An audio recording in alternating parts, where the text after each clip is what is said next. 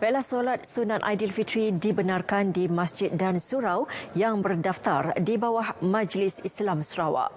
Untuk laporan penuh dan perkembangan lain dari Bumi Kenyalang, langsung kita bersama Abang Muasili, Abang Abdul Samad. Silakan. Terima kasih Nurlela. Assalamualaikum dan salam hormat. Solat sunat Aidilfitri dibenarkan di masjid dan surau yang berdaftar di bawah Majlis Islam Sarawak MIS di seluruh negeri tahun ini. Menteri Muda di Jabatan Ketua Menteri Hal Ehwal Islam dan DBKU, Datuk Dr. Abdul Rahman Junaidi berkata, walau bagaimanapun prosedur operasi standard SOP masih perlu dipatuhi sama seperti garis panduan solat fardu dan solat tarawih sedia ada. Datuk Dr. Abdul Rahman Junaidi berkata lagi, Sekretariat MIS akan mengeluarkan garis panduan terkini pada minggu depan untuk disampaikan kepada semua pengurusan masjid dan surau seluruh negeri. Antara SOP yang diberi penekanan ialah pencarakan antara jemaah, imbasan suhu dan membawa sejadah sendiri. Beliau berkata demikian ketika ditemui pemberita selepas majlis penyampaian dana pengurusan masjid dan surau kawasan Dewan Undangan Negeri Dun Pantai Damai di Masjid Darul Hana di Kuching. Jelas beliau lagi, jemaah yang hadir juga tidak dibenarkan untuk membawa makanan seperti kelazimannya kerana tiada sebarang jamuan dibenarkan selepas solat sunat Aidilfitri. Namun demikian, sekandarnya jemaah surau atau masjid ingin nak mengadakan jamuan juga, mereka boleh melakukannya secara bungkus di pack awal. Apabila jemaah selesai solat, selesai sembahyang, mereka diberikan bungkusan tu satu seorang untuk dibawa balik. Terdahulu beliau menyampaikan dana tahunan kepada 49 pengurusan masjid dan surau di bawah Dun Pantai Damai. Setiap pengurusan masjid menerima dana bernilai RM8,000 manakala RM5,000 untuk surau. Dana yang disumbangkan itu adalah untuk memastikan jawatan kuasa pengurusan dapat meneruskan aktiviti tahunan mengimarahkan masjid dan surau.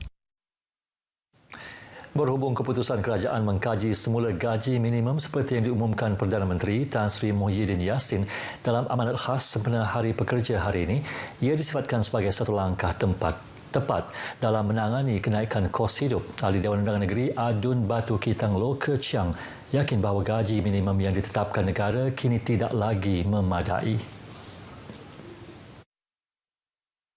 Bagaimanapun, Loh menyarankan agar kerajaan menurunkan kadar cukai pendapatan individu bagi mengurangkan beban golongan B40.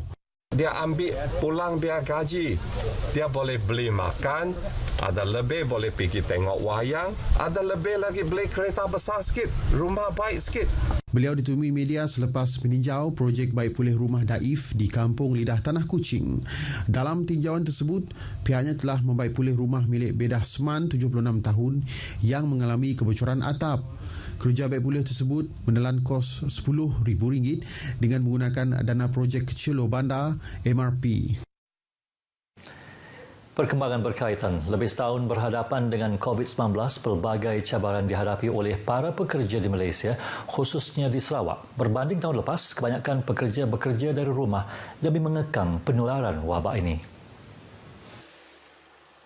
Bagaimanapun, pada tahun ini, para pekerja dibenarkan ke pejabat dan bekerja di lapangan dengan mematuhi prosedur operasi standard SOP. Beberapa pekerja yang dihubungi pemberita di Miri berkesempatan mengucapkan Hari Pekerja kepada pekerja di negara ini, terutama petugas barisan hadapan yang setia melaksanakan tugas dengan komited dalam memerangi COVID-19. Selamat Hari Pekerja kepada semua pekerja-pekerja di Malaysia, terutama sekali kepada frontliner kita. Selamat Hari Pekerja, mereka lah yang bertungkus lumus dalam mengekang penularan COVID-19 ini. Selamat Hari Pekerja kepada seluruh rakyat Malaysia dan saya berharap kita dapat bersama-sama memerangi COVID-19 dan bekerja dengan selamat. Seperti tahun lepas, Hari Pekerja tahun ini masih tidak dapat disambut secara besar-besaran berikutan pandemik COVID-19. Susulan peningkatan kes COVID-19 di Miri baru-baru ini, Jawatankuasa Pengurusan Bencana Bahagian JPB Miri memperketatkan sekatan jalan raya SJR bagi kelima-lima daerah iaitu Miri, Subis, Marudi, Beluru dan Telang Usan.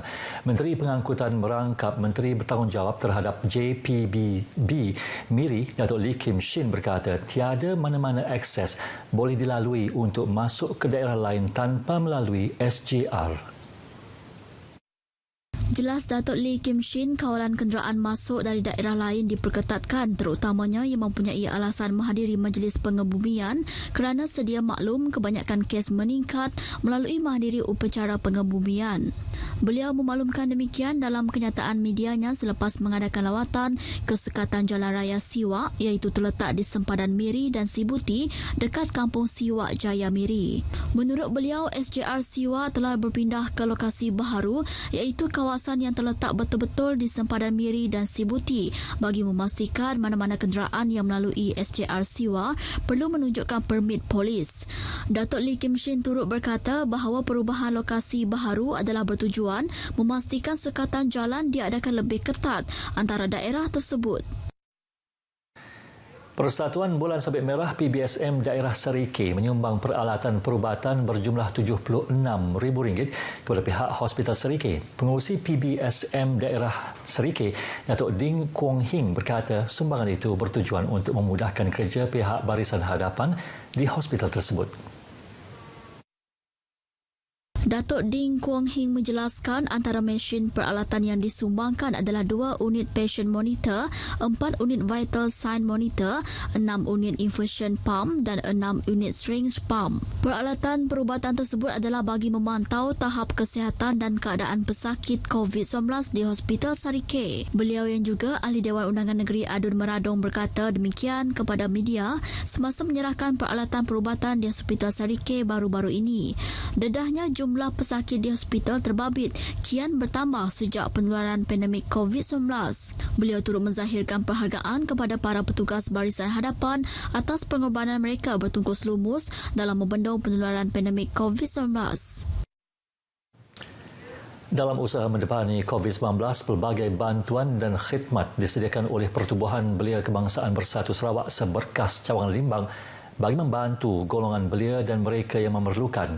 Menurut Menteri Muda Pemodenan Pertanian, Tanah Adat dan Pembangunan Wilayah, Datuk Dr. Abdul Rahman Ismail, golongan belia digalakkan untuk tampil di cawangan seberkas berdekatan sekiranya memerlukan perkhidmatan yang disediakan. Bolehlah menyatakan hasrat itu kepada seberkas cawangan ataupun ke pusat khidmat untuk kita bantu mereka melibatkan diri dalam bidang perniagaan dan juga bidang pertanian. Beliau memberitahu demikian kepada pemberita selepas menghadiri program Saberkas Prihatin di Masjid Baitul Iman Daerah Limbang. Dalam program tersebut, beliau turut menyampaikan bantuan berbentuk keperluan harian kepada 33 orang penerima. Dalam masa sama, beliau turut menasihati masyarakat di Limbang supaya terus mengamalkan prosedur operasi standard dalam usaha memutuskan penularan wabak COVID-19 terutama pada musim perayaan yang bakal menjelang tiba. Sekian berita dari Sarawak. Kita kembali bersama Nur Lela di Angkasa Puri. Silakan. Abang Muasili, terima kasih.